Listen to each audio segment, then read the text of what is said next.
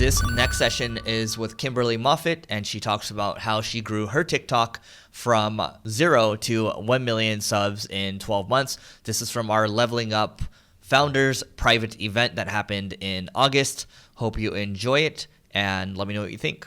Have you ever wondered what it would feel like to have 1 million followers? Have you ever thought it would be hard to get 1 million followers? Maybe it's been a bit of a slog. Maybe you're following all the tips that everyone's telling you to do, and you're like, I'm doing everything right, but it's not coming. Like, it's just not happening. I'm creating all this content, and it's not working. What's going on? What if I told you there were some psychological things that you could do that could actually explode your following? They're not even hard.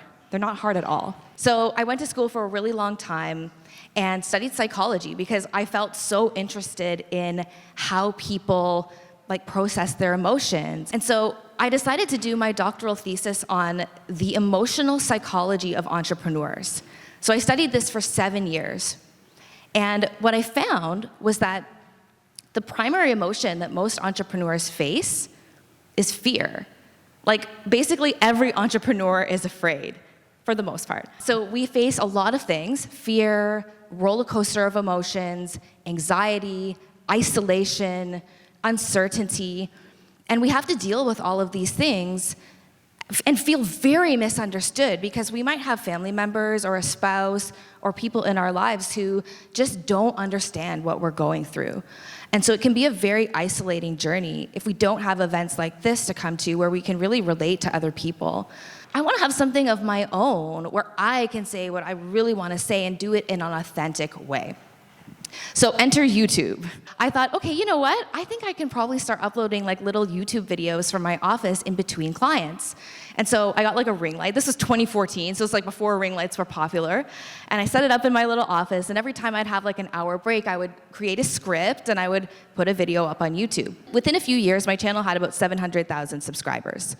So that was really fun, and I built my audience that way. I just really loved the idea of putting together a video and being like, I know I can make this viral. It was this passionate experience where I would spend hours tweaking these things to just know exactly how they would hit and the emotions required to get that response from my audience.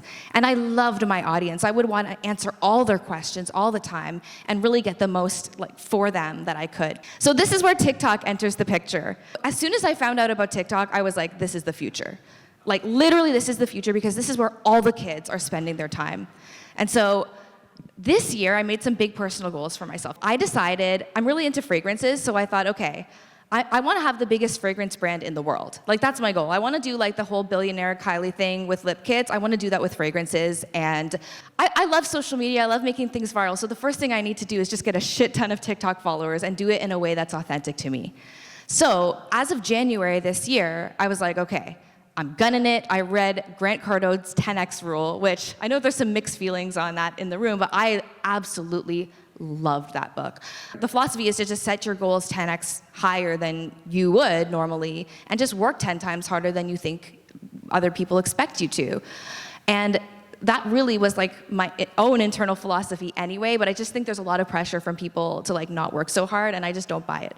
So I just started gunning it. Not in terms of frequency of posting, but I really focused on the quality of what I was posting. And that was I might post once a week, I might post 5 times a week, I might even get 3 in a day if I'm really excited, but I never worry too much about the frequency or any of those things of what I'm posting.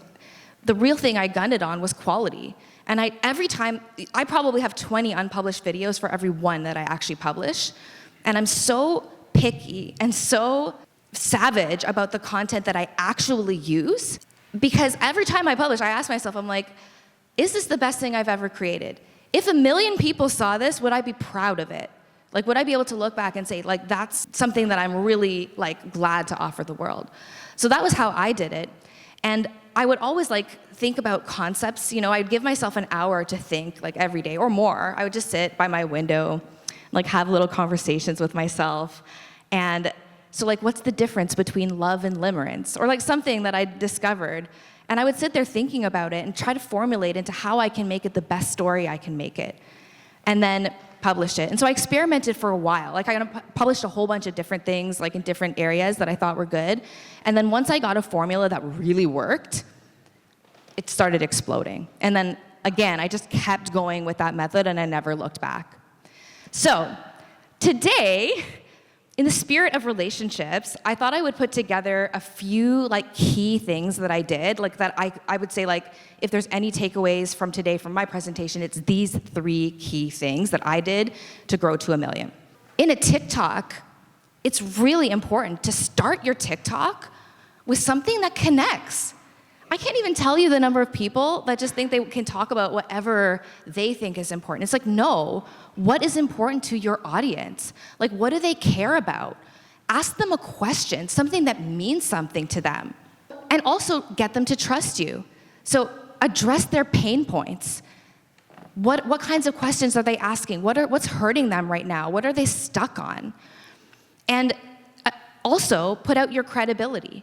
So if you are an expert in something, you have to tell them, after you've asked the question, address their pain points, how can you help? What do you know?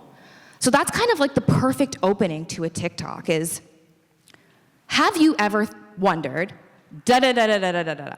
Well, if you have, you've probably felt like blah, blah, blah, blah, blah, blah, blah. Well, lucky for us, there are 3 easy things that we can do that can fix that problem for you. My name is Kimberly Moffit, and I'm an expert in da-da-da-da-da-da. So you're really presenting the problem and showing them how you can actually give them a solution. A recent study at the University of Berkeley that actually studied TikTokers showed that the people who had the most expression on their faces got more follows, more likes, and more views overall. So if you haven't practiced using your face or using your voice, I know it can be a little scary sometimes, like if you're first starting out. I remember when I started on YouTube, I wasn't good. I was like too stiff and professional. I felt like I was on a TV show and I was just like sitting there giving my advice. And it took me like years to just relax into it. But once I did, I wasn't afraid to start making expressions and use my voice and face. It just shows the importance of being able to emote and how that actually captures people and brings them in and allows them to trust you. I think that's so important. So finally, you have to meet your audience's needs, okay? Your audience on TikTok and any other social platform is gonna ask you questions and they are gonna pipe in and give you feedback constantly. If you are successful, you are gonna have haters too. You're gonna have people that say, I don't like what you're doing. It's very important to take the feedback and use it. So it doesn't mean listening to your haters, because if you have haters, it's actually a good thing. I have lots of haters. If you have genuine fans that offer you advice or feedback on like what worked and what didn't, listen to it, because those are the people that are watching all your videos and that care about you. Listening and understanding the person and asking questions is super important. All right, so that's it for this session. Hope you enjoyed it. If you are interested in learning more about the Leveling Up Founders private event, it's basically an annual thing where we gather the top founders and also the top speakers and ultimately just help each other grow our businesses faster. Last event was rated a 9.8 out of 10 and everyone said it was more so about the people. The speakers were amazing, but the people are even more amazing. So you can go to live.levelingup.com to learn more if you are interested, and we'll catch you later.